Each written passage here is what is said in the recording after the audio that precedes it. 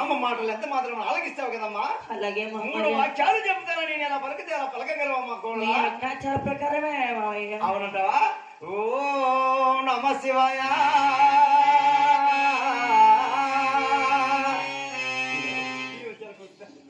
చలా చలా